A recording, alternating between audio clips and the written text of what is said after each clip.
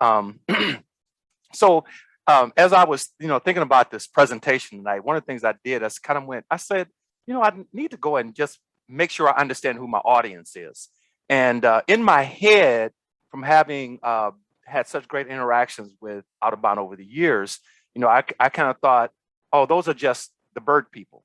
And then when I saw your vision on your webpage, I kind of went, no, it's a little bit more than that. And it made me kind of excited because it really, what you all are doing really does tie in to why we even have a Florida Botanical Garden. And I'll talk about that in a minute.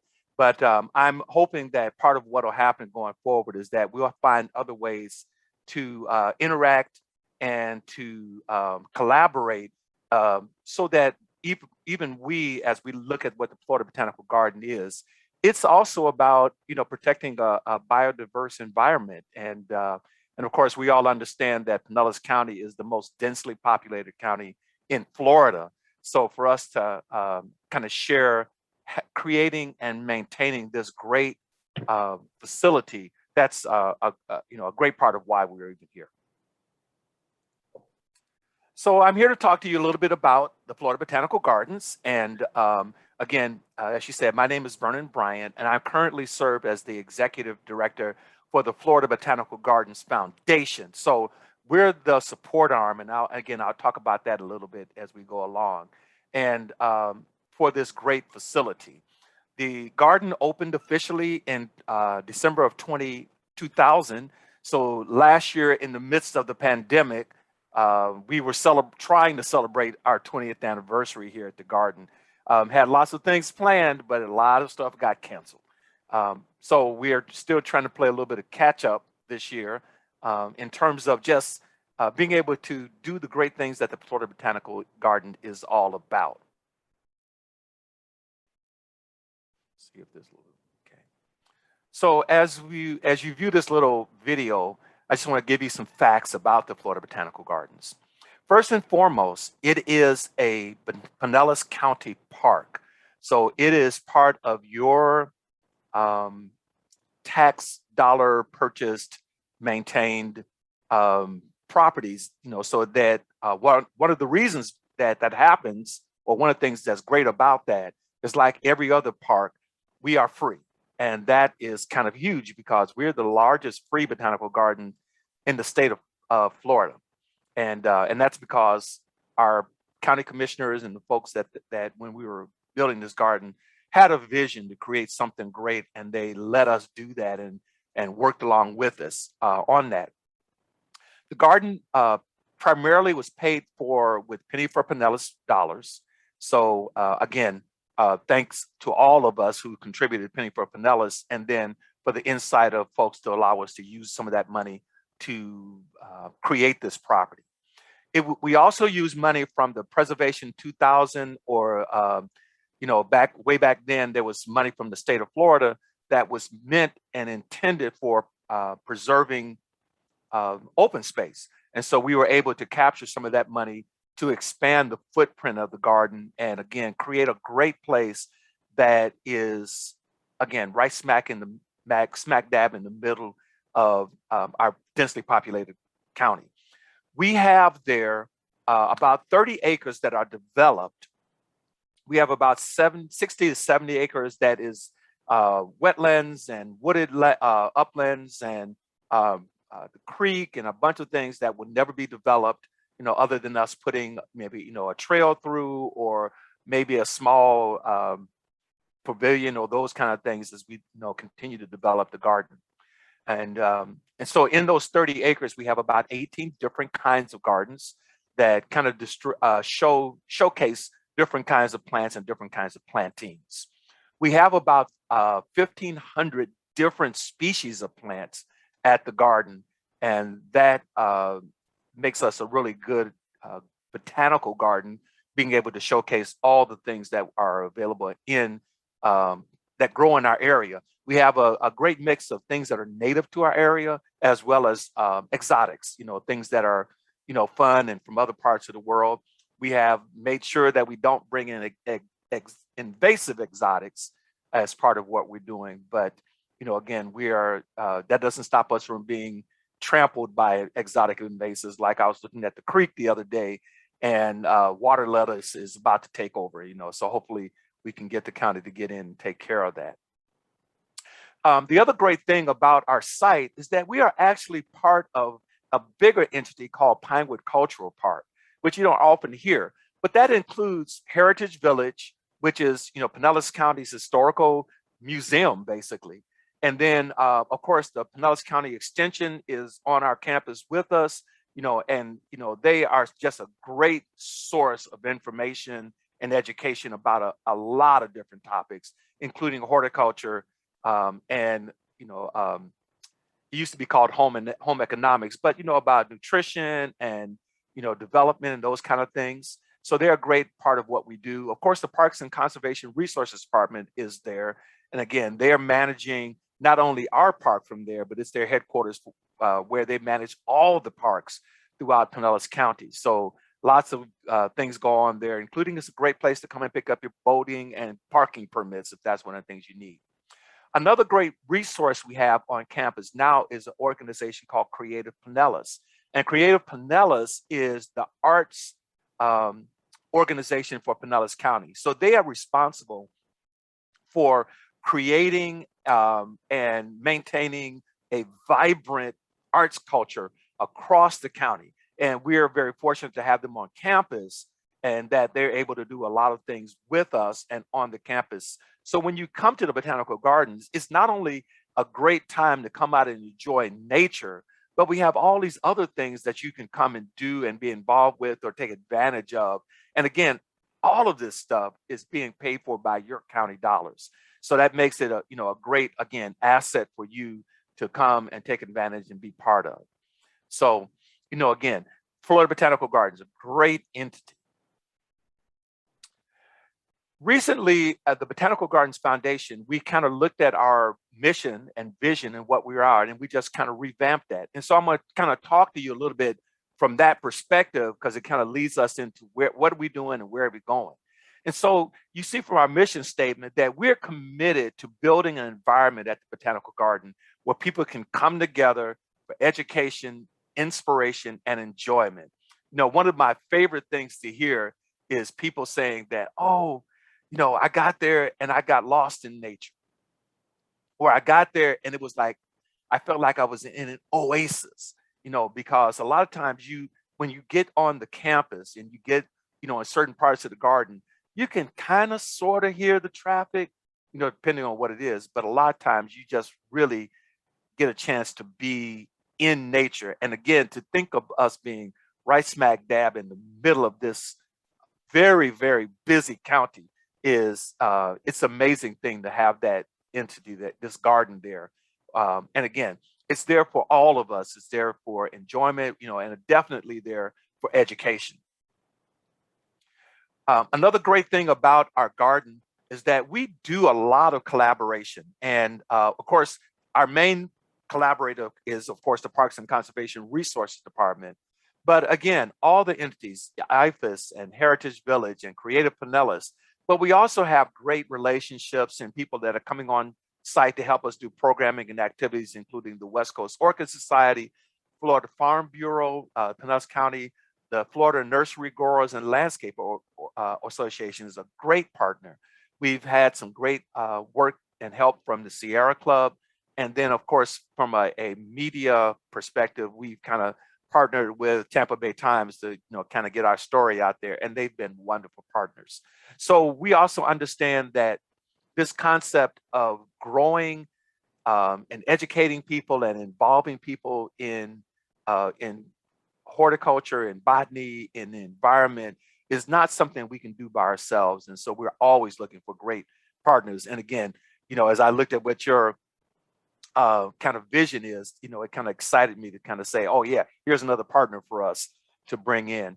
And I will say that for a lot of years, there was a couple people that I would see on a regular basis at the garden who were there doing bird counts and observations and those kind of things. And so the garden has for years been a one of those places where the Audubon Society has utilized it for its value as a habitat, as a fly-through, as a place for observing birds and making that happen. One of my fun stories is that when we first started the garden, we had different plans and different opposite ways we were going to do stuff, and then all of a sudden we got a call one day, and someone said to us, "There's a pair of bald eagles nesting on the north end of your property." And with that, everything went right out the window, and we had to kind of start over from scratch in order to reserve that habitat for that pair of eagles. And the great thing is that that pair, and in its various iterations, has been here ever since. So we're going on, again, 23, 24 years of that pair of eagles, being at our site or in that area. And it's always great fun to hear about what their progress is this year and what's going on, in terms of them, maintaining and being a great visual for us, and then in addition to them, of course, we have all kinds of other great birds that frequent the property. So when we were doing our plan, we kind of came up with some things that we're trying to do, and that's what we call our values. And so we're going to try and include and respect all of our visitors, and we're doing that because we're going to advocate for the botanical gardens. We're going to collaborate all over the places. We're also looking to increase our diversity, equity, and inclusion, not only in the people that visit the garden, but the people that actually help us manage, maintain, and run the garden. And again, we couldn't do that without lots and lots of people being involved with us. We're also trying to make sure that for the foundation that we end up in a great place from a financial perspective so that we can continue the great work that we're doing well into the future. And so we're working on that. Another thing for us is just inspiration. I love it when people tell me they've been to the garden and that it inspires them, or they saw something that they really like, because that is part of what we always tried to do. We wanted it to be a place where people come and leave inspired, leave changed, leave in a way that has uplifted them, and so the garden does that on a day-to-day basis, and I'm so happy that we're part of that. And then, of course, we want to be good stewards of everything that we do, both in relationship to our foundation, but also in how that looks with the Botanic Garden as a whole. So with that, there's some things that we're trying to do. One is that we're trying to enhance the gardens, and we don't want to sit back and think that what we built 20 years ago doesn't need to be enhanced or improved or added to. And part of that too is, I think we're all of understanding that if we could all go back and do something different, that we would. And even with the Botanic Garden, for as great as it is, there's a lot of stuff that we would do absolutely differently if we had a chance to do that. And that also, and a lot of it has to do with the health of the plants, and we could have done some things differently so that the plants would be healthier. Some different things we might have done to make sure that our environment was better for our birds and mammals and everything, and the reptiles that call the Florida Botanical Gardens home. And also, in terms of just, the visitor experience, and that's another thing. So, and then another one of our positions is that we want to grow. We want to grow the garden's attendance. We want to grow our connections. We want this place to continue to be a place that is really, really connected to everybody in and around us. The heart of the Botanical Garden has always been about education. The reason it was developed in the first place was that the Extension Service kind of said, we don't want to just talk to people about these plants. We don't just want to talk, show them pictures in a book. We would love to be able to send them outdoors or send them around our site, and they can see the stuff that we're talking about. And so when you think about that, the heart of the garden has always been about education. And the great thing is that it's not only education about plants, but it really is great. It's really education about the environment. One of the great things that has always been part of the the fabric of what we're doing is sustainability. So we're looking to make sure that everything that we're doing, that we're thinking about the long-term impacts. And I think we're probably a little bit ahead of our time in doing that, but our world continues to evolve, we see and understand that this is an important aspect of everything that we do, that whole sustainability thing, and the concept of educating. And the other part about the education is about environmental stewardship and connecting people to the environment so that they can see more than just, oh, that's the garden or that's a tree, that they have a better, a deeper relationship with the natural environment. So that education and stewardship is important to us.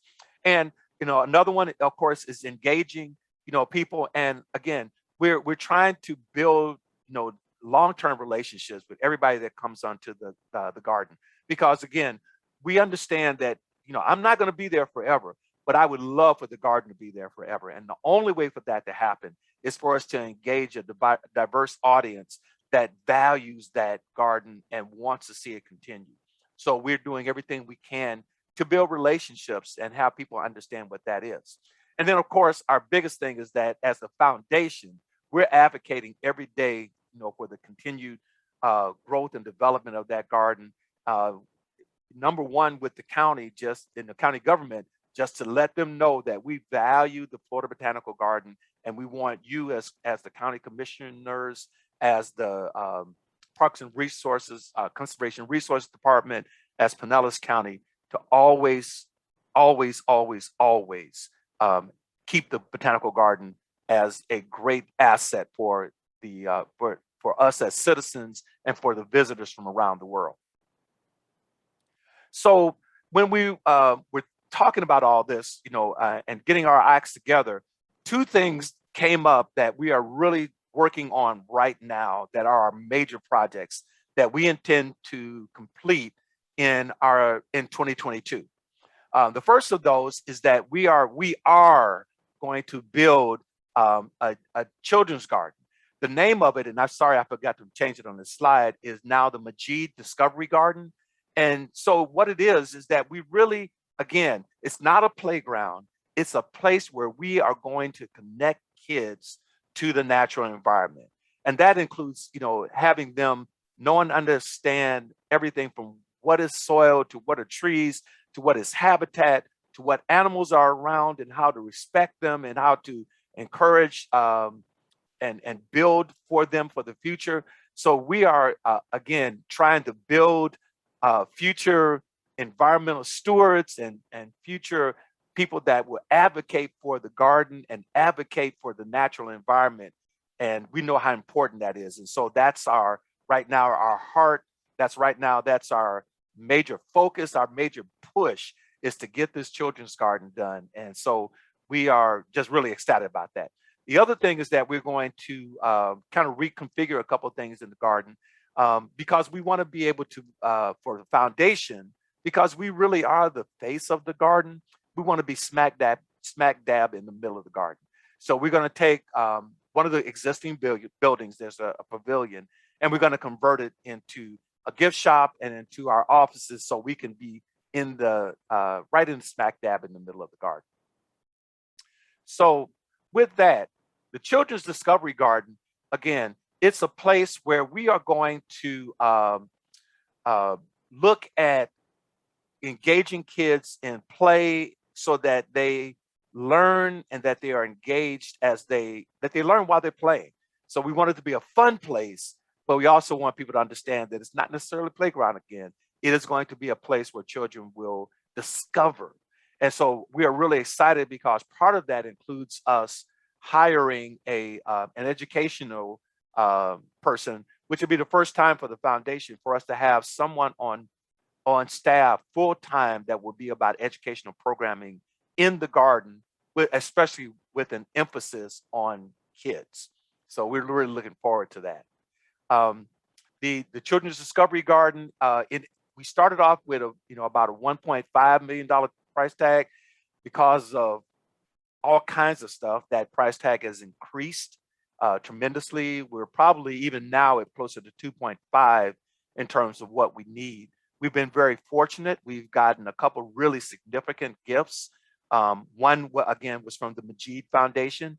They have given us over a pledge to us over $1 million for this Children's Discovery Garden. And then we also got a gift from the Burlsheimer Foundation of that has helped us to get very close to what we need. And then lots of smaller gifts from everybody under the sun to help us get this thing done. So one of my pitches tonight is that if you have a few extra dollars, it doesn't matter.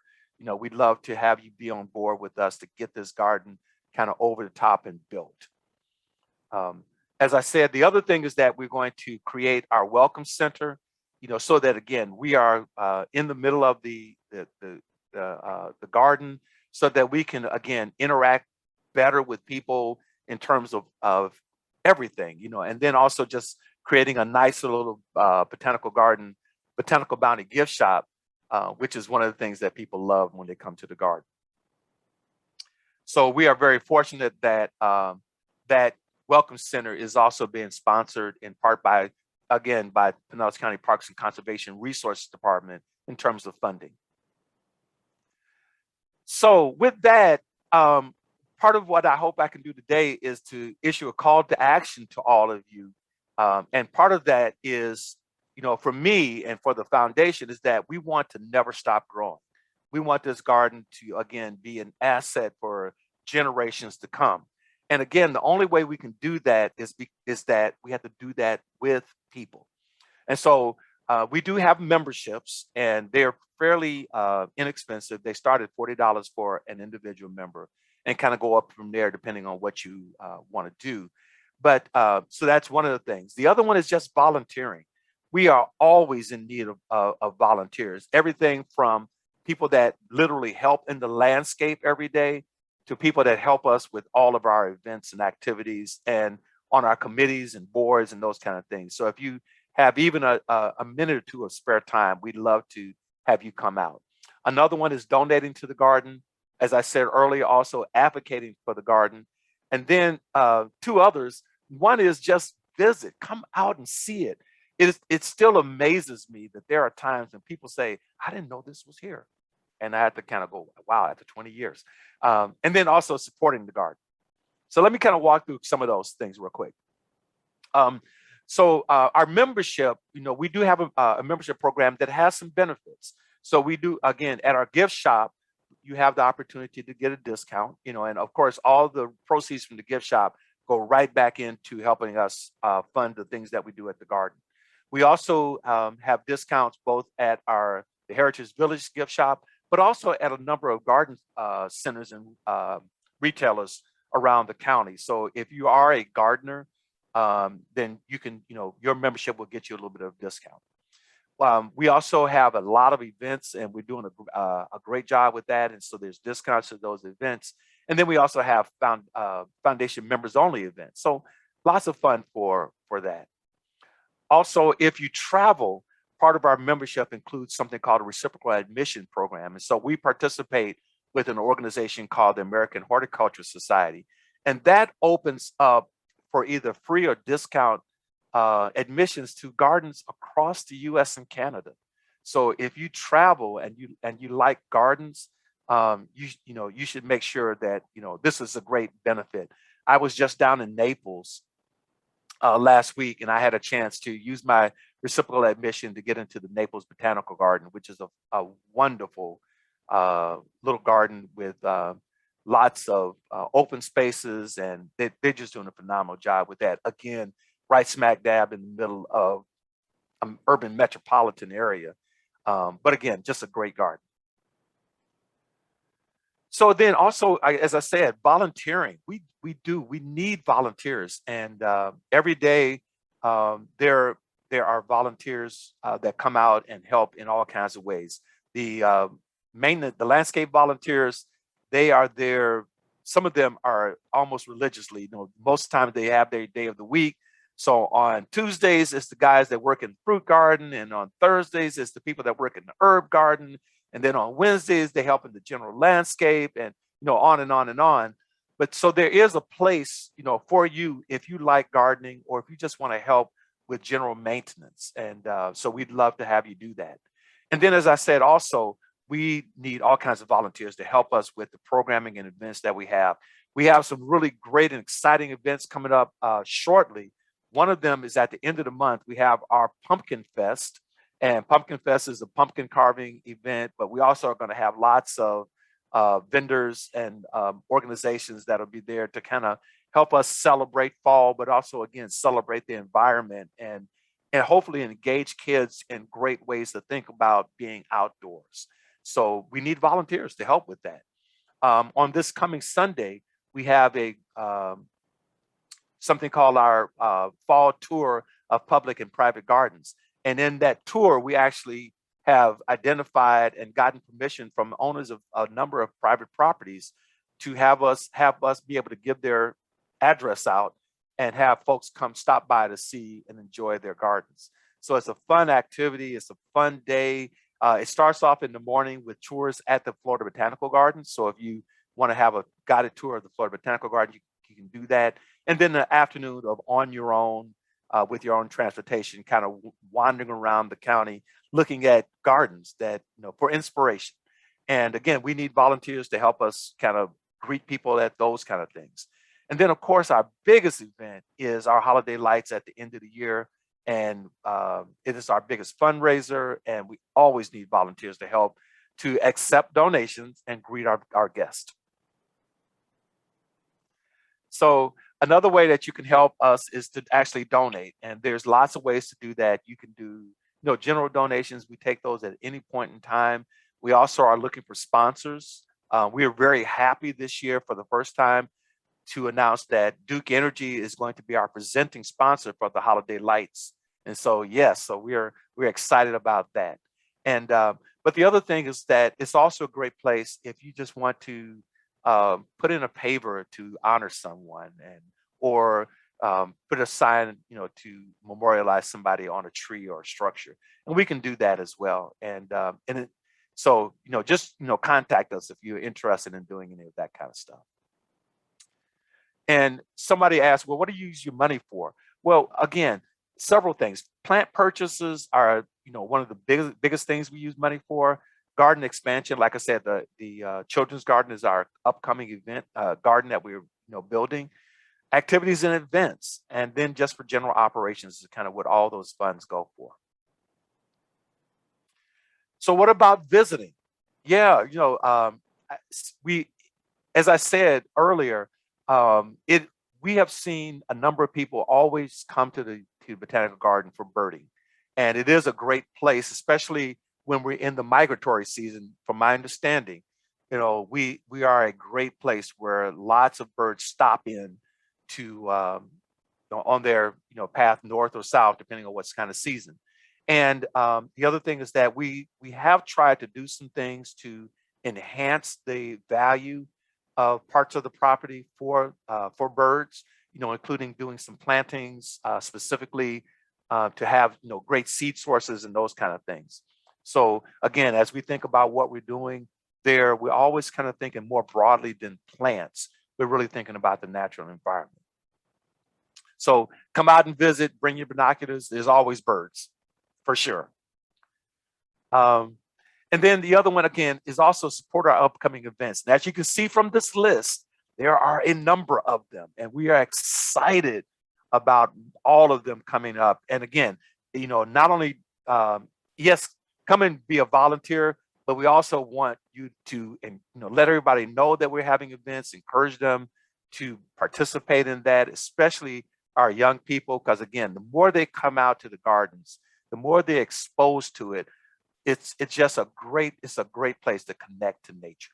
And again, we're building those great environmental stewards for that will help us these things to survive for years to come. We would love to have you help us with social media, so friend us if you can. That'd be great. And then, of course, we want you to advocate for the botanical gardens in any way that you can. Just again, help people know and understand what it is that we're doing. And again, it's a great opportunity for us to not only advocate for the garden, but advocate for open space. And the great thing about Pinellas County is that our previous Board of County Commissioners over the years has set aside lots and lots of space, for that will stay natural and stay native. And, we need to keep advocating for that and working with everybody about that. So, and again, even with our garden, there are still spaces and places that if we could, snatch up a couple additional pieces of property that's contiguous with us, it would be great to expand the garden in that direction. So if you hear about that and are willing to work with us on that, we would greatly appreciate your support. So I am also, I talked about all the other things that I do. I am also a part of Rotary. And if you're not aware of what Rotary is actually the largest international service organization. And Rotary does a lot of great projects, all over the place, both locally and internationally. And last year, the reason I put this slide up here is that Rotary adopted, they have what I call areas of focus, which is the things that they work on. But they had actually adopted the environment as one of their newest areas of focus. And so the reason I bring that up to you is that some of the local clubs, and so if you look up to your local club, they may be doing things that are environmental related, or they also have access to funds and people and, all kind of things that could help, in this arena. So again, when we're thinking about collaborating, when we're thinking about cooperating, when we're thinking about who are our people that can help us to do great things for our environment, I would just wanted to throw out that Rotary is now kind of officially a partner in all of that. And again, I would just encourage you as you are thinking about and doing things, that if there's ways that you can reach out to them and snag them into doing your local projects, it's just a great resource. So with that, me talking fast, I probably am, let me get the right slide, to a point where I can just say thank you for allowing me to be here and to be your speaker tonight. Again, the Botanical Gardens is, it's there for all of us to enjoy. And we are trying our utmost to get the word out that this is a great place to come and visit. And again, sometimes people ask me, well, how long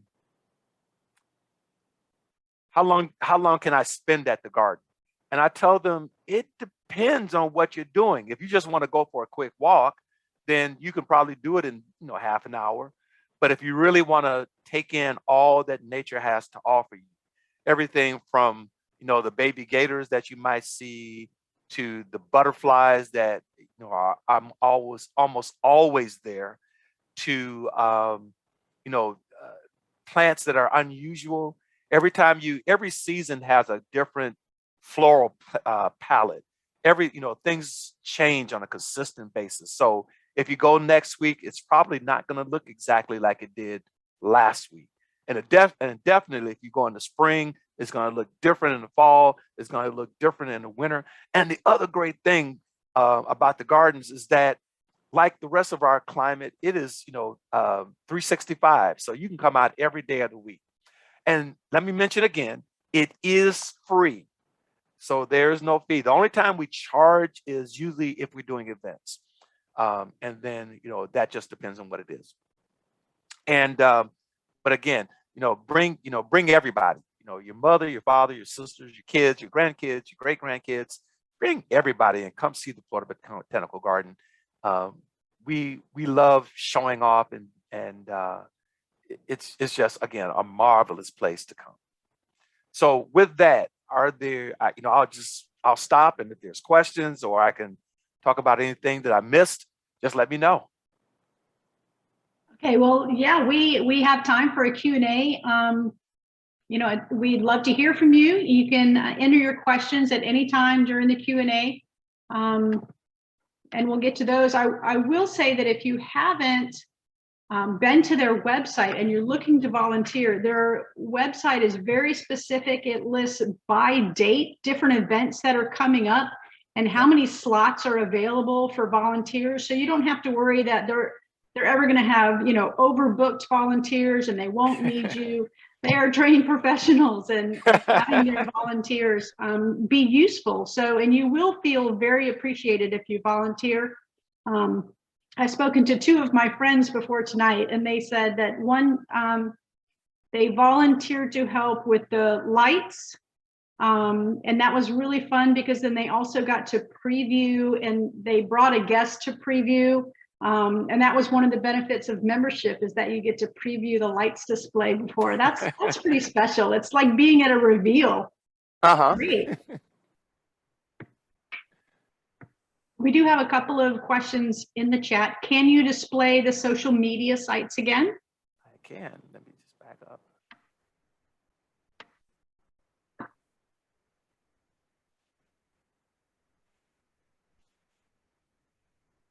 There we go. There you go. And I see that the relationship to the extension service. So if you're kind of aware, the University of Florida, and really land grant universities across the U.S. And have what they call an extension service. An extension service is meant to be a presence, educational presence in every county. So the concept is that they're going to take the education, they're going to take the information that's being done through the research at the land grant universities and get it out to into the hands of people that use it. So the garden originally grew out of a desire for the extension service to have a demonstration garden. So that's kind of where it started. Things have changed a lot, and so now extension still will use the garden for teaching purposes, but primarily they're there on campus. Their staff is housed there. And so we have at the garden the horticulture help desk, and extension mans that. And so anytime you have any questions about, you know, horticulture or gardening, landscaping, any of that kind of related stuff, they are there as a resource for you to get your questions answered. And but again, extension is far more than just horticulture. A lot of people don't realize that 4-H is their youth program. And so that's also housed out of that. And so if you have kids that you want to get involved with a lot of things in a lot of different areas, 4-H is a great one. And so right now their relationship is that they're one of our partners, one of our great partners. So helping us with everything from education and educational programming to just being there to support us. I see a question, am I on campus every day? And if so, you know, COVID changed a lot of stuff. So no, I'm not usually there every day. I'm usually there Tuesdays and Thursdays is the day that I'm, you know, on campus. And of course, you know, if I need to meet somebody, I can always make, you know, room to make that happen. Committees for the foundation. We have a lot of really great ones. We have an education committee. We have a development committee. We have a membership committee. We also have a marketing committee. And, you know, so those are the main ones. And we love to have lots of representation from people that are not always directly working in horticulture, you know, on those committees. And so again, if you're interested, you can, you know, drop us an email, and we'll get you kind of keyed into whatever committee or whatever your interest is as we go forward. Vernon, I have a question. It's Madeline. Mm-hmm. I'm unable to go in the Q&A bubble. So I'm curious about the lands that surround the gardens. For instance, that beautiful scrub area with the paths to the east of the garden. And also that where the Gulf Coast Museum used to be on the southern side. I was wondering, is that part of the garden, or do you ever have dreams of extending yourselves there? And my sub question to that, forgive me, is where will the Discovery Garden go? Oh, okay. Both great questions. The area that is to the east right when you come into the gardens from off of Walsingham, that is part of the property that was purchased with Preservation 2000 monies. So all that will ever be there are, paths and educational signage. We have a small pavilion that's there that we'll be using for educational programming, but it will never be developed. The space around the Gulf Coast Museum of Art is considered part of the Botanical Gardens. We're still, have some challenges with staffing and that kind of thing as we look at that space.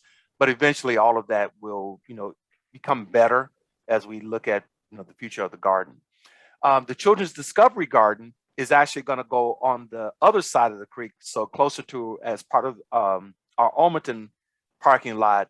We have a small space that's between the building and McKay Creek, and that's where it's going to go. It's a 2.5 acre site, and the other thing about that site is that it's again, it's really more inserting sidewalks and pathways, and then a few play structures and other kind of things in an area that is primarily an upland area that's kind of snuggled between the creek and the building where the Extension and Parks Department is. So, yeah, thank you. You're welcome.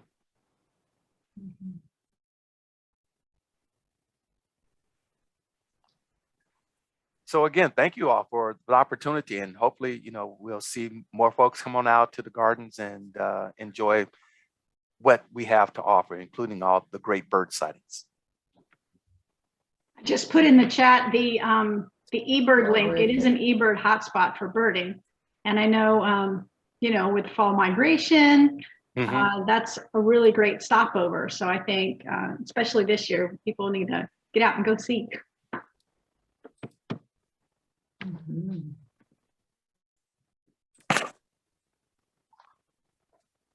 Okay, well, if we don't have any more questions, once again, I'd like to thank Vernon for his time tonight. I also want to thank each of you for your continued support of Clearwater Audubon. Make sure that you're getting our emails, the Wingbeat newsletter, and that you're connecting with us on social media if that's your thing. We're on Facebook, Twitter, Instagram, and YouTube. We'll recording this session, and then we should have it on YouTube tomorrow if you'd like to share it with someone who has missed our program tonight, as we have all of our previous programs on there as well. We will be meeting by Zoom for November and December. And then hopefully by January, we'll be able to meet at Moccasin Lake Nature Park. They have a cap on how many people they can have in their education facility at this time. So until then, please take the opportunity to stop by the Florida Botanical Gardens and Moccasin Lake Nature Park. Visit and learn more about what they have to offer, and say hello to the birds of prey at Moccasin Lake. And we do have an upcoming field trip, which is October 9th. It's at John Chestnut Park, and information is on our website there. The leader is Steve Reardon, and I hope that everyone stays safe and have a fantastic evening. Thanks again so much for joining us, Vernon. Thank you. Have a good night, everyone. Thanks, Vernon. That was great. Thanks. Bye. Bye now. Vernon.